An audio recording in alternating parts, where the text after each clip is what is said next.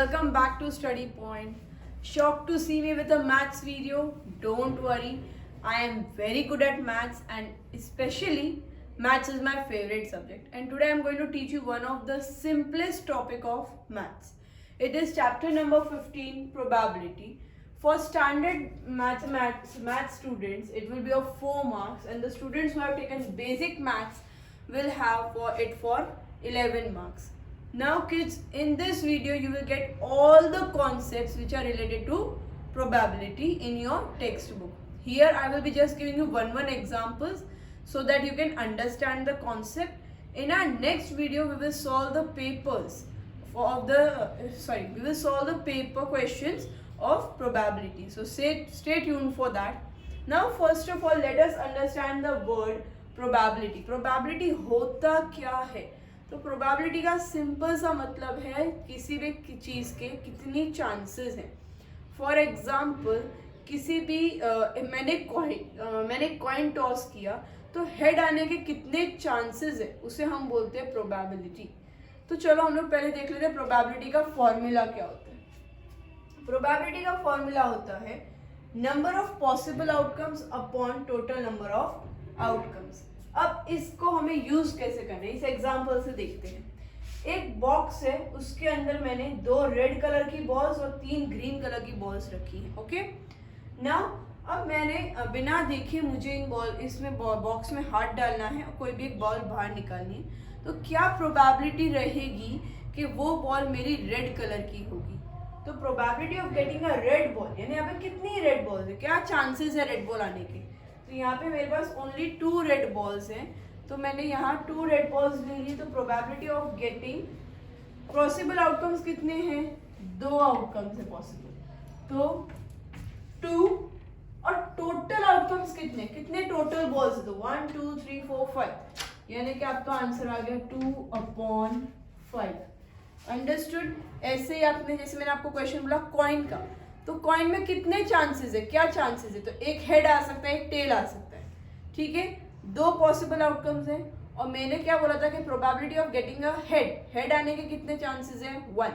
तो आंसर हो जाता 1/2. अब यहाँ पे देखिए ये सेकेंड आपका फॉर्मूला है जो आपको इम्पोर्टेंट आपके एग्जाम में फिल इन द ब्लैंक्स में पूछा जाता है. प्रोबेबिलिटी ऑफ एन इवेंट जो होगा वो हमेशा 0 से छोटा होगा या फिर 0 के इक्वल होगा, या फिर प्रोबेबिलिटी ऑफ इवेंट 1 से छोटा होगा या 1 से इक्वल होगा. अब ये ऐसा क्यों होगा सबसे पहले यहाँ देखते हैं कि इम्पॉसिबल. सबसे पहले ये चीज देखो, प्रोबेबिलिटी ऑफ इवेंट, कोई भी इवेंट के 0 आएगा अगर उसका आंसर प्रोबेबिलिटी ऑफ 0 कब होगा? जब वो इम्पॉसिबल इवेंट होगा. यहाँ पे चेक करिए, यहाँ पे मेरे पास रेड एंड ग्रीन कलर की बॉल्स हैं. इसमें से एक पिंक कलर की बॉल्स आने के क्या चांसेस हैं? 0. तो यहाँ लिख देते हैं number of possible outcomes is 0, total number of outcomes is 5. सो आप ये कट हो जाएगा तो ये 0 हो जाएगा. 5 1 जा 5 5 0 जा 0, तो आंसर हमारा 0 बचा. तो जब कोई भी एक चीज के चांसेस 0 है, वो हो ही नहीं सकता, इम्पॉसिबल इवेंट है, तो उसकी प्रोबेबिलिटी ऑफ इवेंट आएगी 0. अब सर्टेन यानी कि प्रोबेबिलिटी ऑफ इवेंट 1 कब आएगा?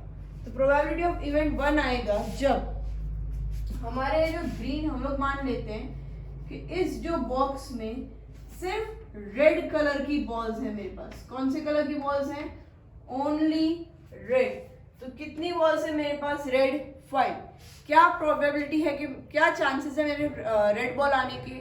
पॉसिबल आउटकम्स कितने हैं? 5. टोटल नंबर ऑफ आउटकम्स भी कितने हैं? 5. तो हम लोग यहाँ पे 5/5 करेंगे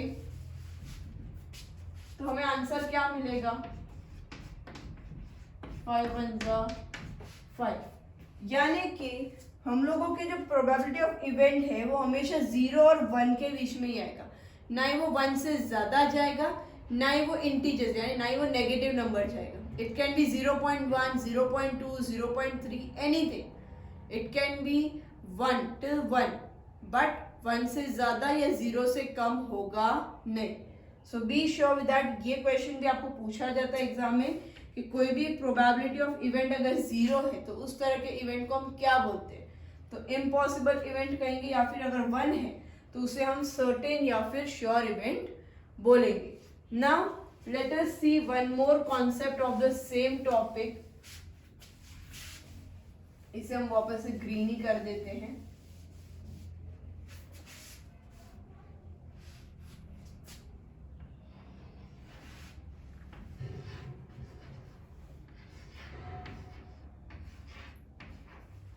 ना एक और कॉन्सेप्ट है आपकी टेक्स्ट बुक में जो आपके लिए इम्पोर्टेंट है सीखना, वो है प्रोबेबिलिटी ऑफ एन इवेंट. कोई भी एक चीज की प्रोबेबिलिटी है प्लस उस चीज के चांसेस, प्रोबेबिलिटी न होने की, probability of E not, probability of event not, उसका आंसर हमेशा मुझे मिलेगा 1.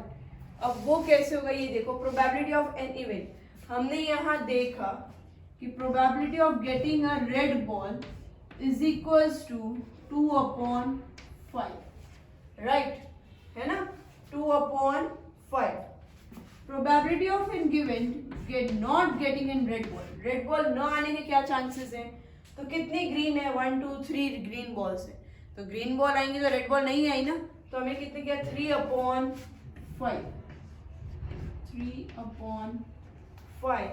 सो अब हम लोग यहाँ ये फॉर्मूले में ये बात डाल के देखते हैं. Probability of event is 2/5 plus 3/5 is equals to 1. 5/5 is equals to 1. 5 1 जा 5, 5 1 जा 5, यानी कि 1 इज इक्वल्स टू 1. यानी हमारी ये बात एकदम करेक्ट है कि प्रोबेबिलिटी ऑफ एन इवेंट, अगर हमें 2 सिचुएशन दिए गए हैं तो किसी भी एक चीज की प्रोबेबिलिटी होना और उसके न होने को अगर हम ऐड करते हैं तो हमें आंसर हमेशा 1 मिलेगा. सो आपको अगर कई बार एग्जाम में इस तरीके के क्वेश्चन पूछते हैं कि आपको प्रोबेबिलिटी ऑफ एन इवेंट दे दिया है कि मान लो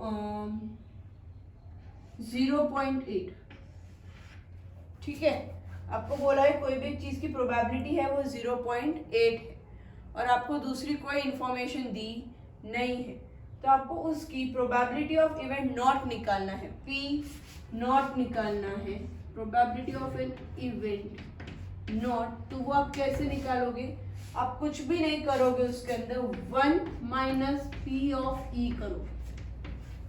1 माइनस 0.8 इज इक्वल्स टू 0.2.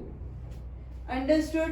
सो यहाँ पे आपका एक फॉर्मूला बनता है, ये आपके fill in the blanks MCQ में पूछे जा सकते हैं. ये भी एक आपका कॉन्सेप्ट है और ये दोनों भी आपके कॉन्सेप्ट है, यानी बोर्ड पे जितना भी लिखा है वो पूरा आपका बेसिक कॉन्सेप्ट है प्रोबेबिलिटी का. Is that clear kids? Now let us see the question based on coins. So kids, now coin.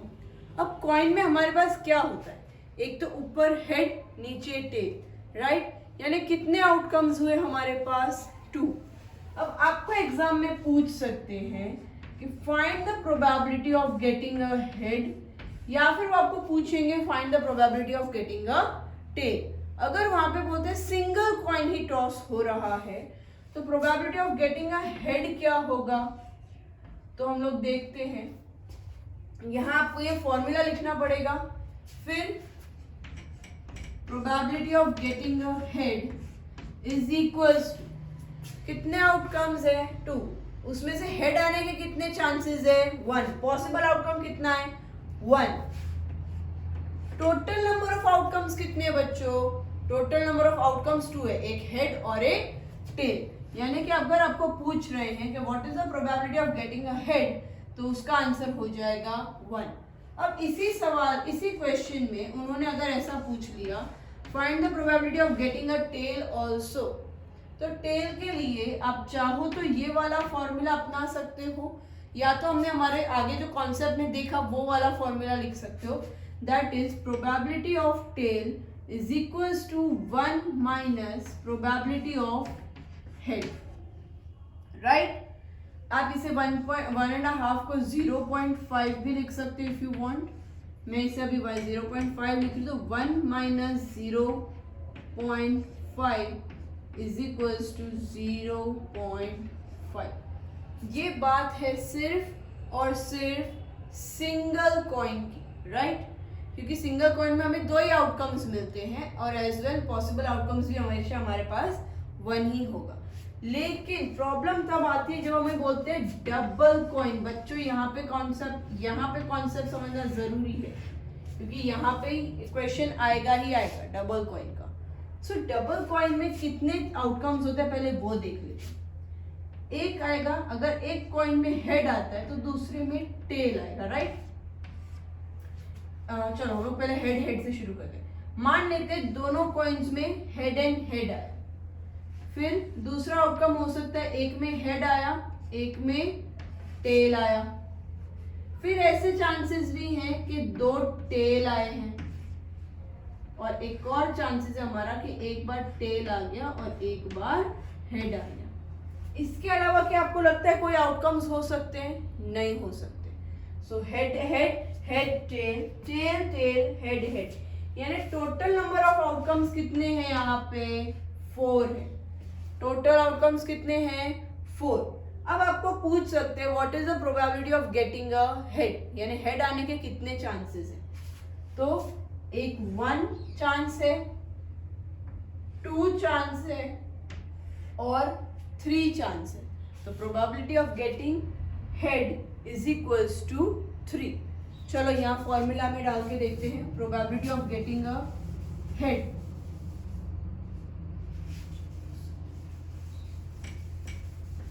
Probability of getting a head क्या हुआ हमारे पास? Number of possible outcomes is 3, total number of outcomes is 4। ठीक है, अब आपको ऐसे सवाल पूछ सकते हैं, find the probability of single tell.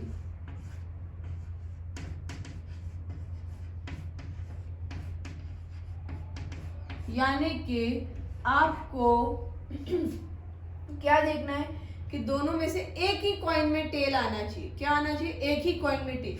तो एक ही कॉइन में टेल कब आ रहा है? एक तो यहां आ रहा है और एक यहां आ रहा है, राइट? क्योंकि यहाँ पे तो डबल टेल हो गए ना, हमें तो सिंगल टेल की बात करी जा रही है। तो सिंगल टेल के लिए आपका आंसर आ जाएगा 2/4। और ऐसा ही बोल सकते गेटिंग डबल टेल तो आपका 1/4 होगा। ठीक है, so this was about coins. In our next concept, we will learn about leap years. Now kids, leap year. अब बच्चों हमें इतना पता है कि ईयर हमारे 2 तरह के होते हैं, एक होता है लीप ईयर, एक होता है non leap year. Leap year में हमारे पास 366 डेज होते हैं, यानी कि 52 weeks plus 2 days. Non leap year में 365 डेज होते हैं, 52 वीक्स प्लस 1 डे। अब हमें कई बार ऐसा पूछा जा सकता है probability of getting a Sunday या फिर 53rd संडे, 53 यानी इस मंथ में या इस ईयर में 53 संडेज आए, ऐसी कितनी पॉसिबिलिटी है? तो ये 52 वीक्स के तो संडे आने ही आने। हमें क्या देखना है ये 2 दिन में कैसे संडे आएगा। तो क्या चांसेस हैं? मान लेते हैं फर्स्ट डे संडे, तो दूसरा दिन मंडे, फिर मंडे, ट्यूसडे,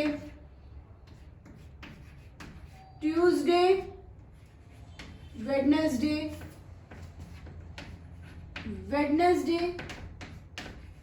थर्सडे,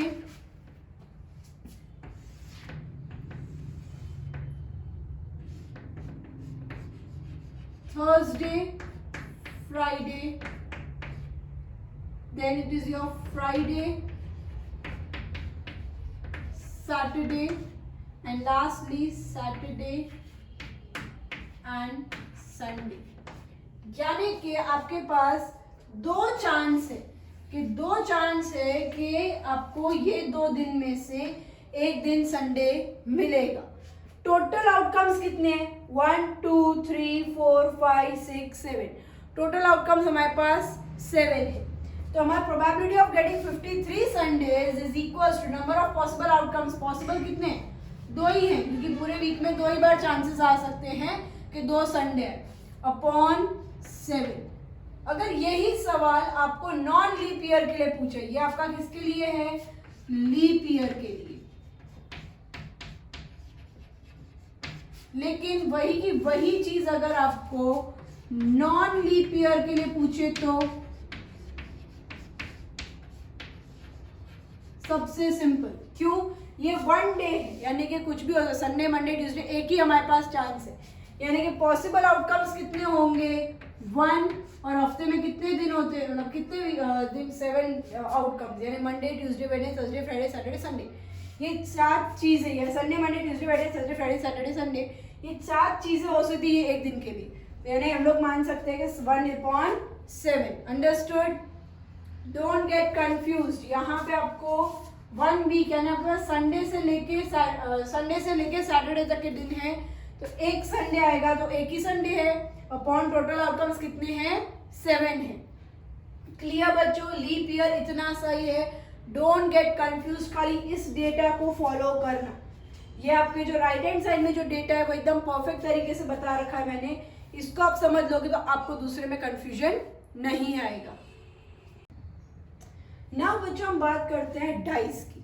हमने लूडो खेला होगा या सांप सीढ़ी खेली होगी आपने, तो आपने देखा होगा डाइस में कितने फेस होते हैं? 6 फेस होते हैं, उस पर हर एक पे नंबर लिखा होता है, 1 2 3 4 5 6, यानी कि सिंगल डाइस में 6 आउटकम्स होते हैं, वो क्या है? और 1 2 3 4 5 6 उन पे लिखा होता है। अब आपको कई बार ऐसे सवाल पूछ सकते हैं, प्रोबेबिलिटी ऑफ गेटिंग 4 और इक्वल टू 4 और मोर देन 4, यानी कि आपको देखना है कि 4 भी काउंट करना है और 4 से बड़े नंबर भी आपको काउंट करने हैं। 4 काउंट किया, 4 से बड़े कौन है? 2, यानी total number of possible outcomes कितने हो गए? 3। टोटल नंबर ऑफ आउटकम्स कितने हैं? 6, यानी इसका आंसर क्या आ गया? 1/2। सिंगल डाइस में कुछ समझाने जैसा खास नहीं है, 6 नंबर्स होते हैं, आपको पूछ सकते हैं even number, odd number, prime number, तो उस हिसाब से आपको पॉसिबल आउटकम्स निकालने हैं और टोटल आउटकम्स आपके 6 होते हैं। बात तब प्रॉब्लमेटिक होती है जब हम बात करते हैं डबल डाइस की। अब डबल डाइस का मैंने यहाँ चार्ट बना रखा है, आप खाली समझिए।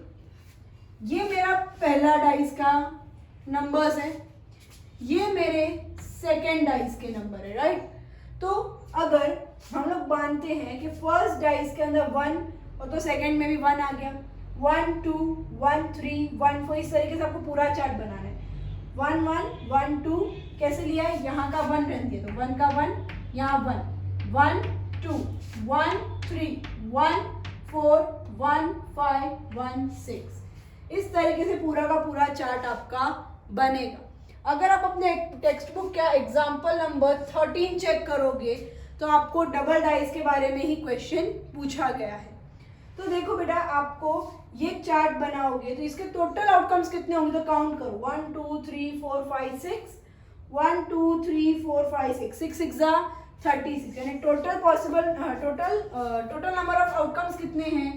हमेशा कितने होंगे? 36 होंगे। तो मैंने यहाँ 36 हर जगह लिख दिया है। ऊपर वाला हम लोग को ढूंढना है। सम ऑफ 2 डिजिट इज 8, यानी कोई भी 2 नंबर को जब आप ऐड करोगे तो उसका आंसर आपको 8 मिलना चाहिए। चलो देखते हैं। 1 + 1 2, 1 + 2 2, 3 3 + 1 4 5 6 7, चलो यहाँ पे 8 आंसर नहीं मिला।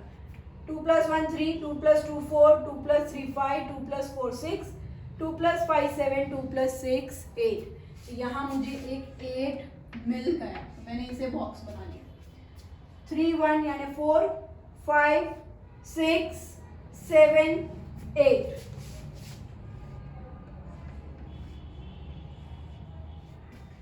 4 1 4 + 2 6, 4 + 3 7, 4 + 4 8, 4 + 1 and 4 + 6 10, 5 1 5 2 5 3, 5 and 3 हमारा 8 लाएंगे। यहाँ देखोगे तो आपको 6 and 2 आपको 8 मिलेगा। तो यानी कि आपके पास पॉसिबल आउटकम्स कितने हैं? 1 2 3 4 5 6, सॉरी 1 2 3 4 5, कितने पॉसिबल आउटकम्स हैं? 5। तो आपने यहाँ लिख दिया number of possible outcomes is equals to 5/36। क्या था? Probability of sum of 2 digit is 8। कोई भी 2 डिजिट जो आपकी पेयर है उसको जो अगर आप ऐड करो तो आपको आंसर 8 मिलना चाहिए। तो मैंने यहाँ देख लिया कि हमें 5 मिल रहा है, 5 आउटकम्स मिल रहे हैं। Probability of sum of 2 number is 30। बच्चों ऐसा हो सकता है? नहीं हो सकता। क्यों नहीं हो सकता? क्योंकि सबसे बड़े में बड़ा नंबर हमारा होता है 6 and 6। 6 + 6 कितना होता है? 12 होता है। तो 12, तो यहाँ पे आप कुछ भी आगे ऐड करोगे तो फिर भी आपको 13 तो मिलने वाला नहीं है। तो हम लोग मान लेते हैं कि यहाँ पे पॉसिबल आउटकम्स कितने हैं? 0, यानी ये इम्पॉसिबल इवेंट है। Probability of sum of 2 number is equal to 12 और लेस देन 12। 12 से कम या इक्वल टू 12। तो ये सारे के सारे नंबर्स को अगर आप ऐड करोगे तो आपको लास्ट में यहाँ पे आप 6 + 6 12 करें, उसके बाद में जितने भी नंबर आप ऐड करोगे वो सारे के सारे 12 से छोटे होंगे। यानी कि टोटल पॉसिबल आउटकम्स भी आपके हो गए 36। 36 इज इक्वल्स टू 1। ये आपका इम्पॉसिबल इवेंट था, ये आपका श्योर या फिर सर्टेन इवेंट था। आई होप आपको ये टॉपिक अच्छे से समझ में आ गया होगा। ये हमारा सेकेंड लास्ट टॉपिक था। लास्ट टॉपिक जो है हमारा that is based on cards, जो बहुत ईजी है।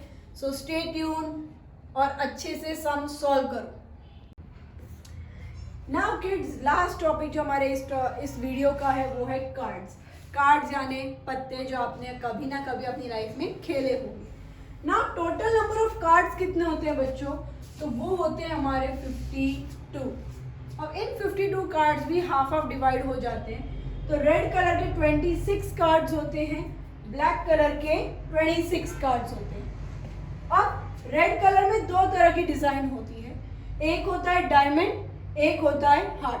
दोनों कितने कार्ड्स होंगे? तो 13 कार्ड्स होंगे। सेम में ब्लैक में इस डिजाइन को हम बोलते हैं स्पेड और इसे बोलते हैं क्लब। दोनों वापस से 13 होंगे। नाउ फेस कार्ड्स, आपको कई बार ऐसे सवाल पूछते हैं। फेस कार्ड्स यानी कि जिसके ऊपर जो भी कार्ड में हमें कोई फेस दिख रहा है। तो फेस कार्ड्स कौन से होते हैं? King, queen and jack. King कितने होते हैं? 4। एक डायमंड का किंग, एक हार्ट का किंग, एक स्पेड का किंग एंड एक क्लब का किंग। वैसे ही क्वीन होती है, वैसे ही जैक होते हैं।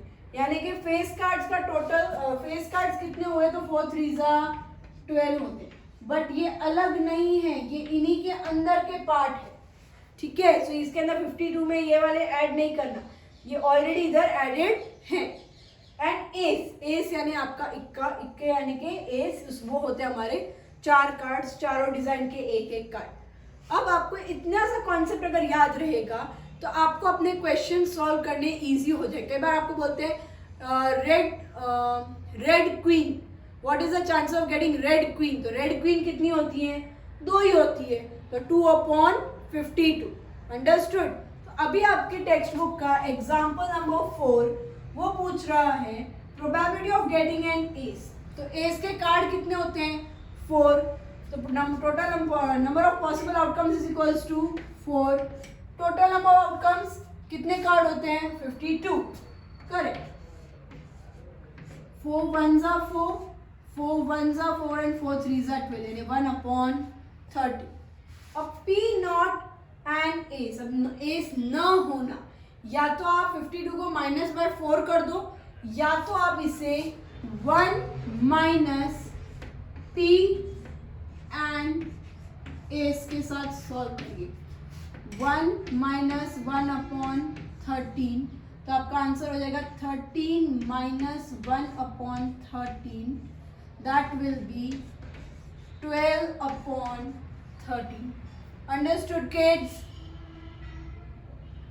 सो P of an ace and P not an ace, ये आपका आंसर आ गया। आपको इसी तरह के सवाल आपके बोर्ड एग्जाम में पूछे जाएंगे। नाउ बच्चों, ये हमारा लास्ट कॉन्सेप्ट था आज की वीडियो का। इस वीडियो में मैंने आपके सारे कॉन्सेप्ट्स क्लियर किए हैं। मैंने आपको डाइस बता दिया, मैंने आपको कॉइन बता दिया, मैंने आपको ईयर बता दिया और मैंने आपको कार्ड समझा दिए। अब नेक्स्ट वीडियो हमारी जो आएगी वो आएगी स्टैंडर्ड मैथ्स के स्टूडेंट्स के लिए। स्टैंडर्ड मैथ्स के बच्चों, हमने क्या किया है, चैप्टर नंबर 15 के जितने क्वेश्चंस मुझे प्रीवियस ईयर पेपर्स में से मिले, वो सारे क्वेश्चंस मैंने आपके लिए एक ही जगह लाके रख दिए हैं। वो सारे क्वेश्चंस हम लोग एक बार सॉल्व करेंगे तो आपके 4 मार्क कहीं जाएंगे नहीं। बेसिक मैथ्स वाले आपको 2 दिन और वेट करना पड़ेगा। 2 दिन में ही आपको बेसिक मैथ्स का पूरा सोल्यूशन ऑफ चैप्टर नंबर 15 मिल जाएगा। Thank you kids. I hope आपको ये वीडियो अच्छे से समझ में भी आई होगी और पसंद भी आई होगी। अगर पसंद आ रही है बच्चों तो do like the channel, like the video, press the bell icon, subscribe. It will be very helpful and I will really appreciate that. Thank you. Bye bye. Take care.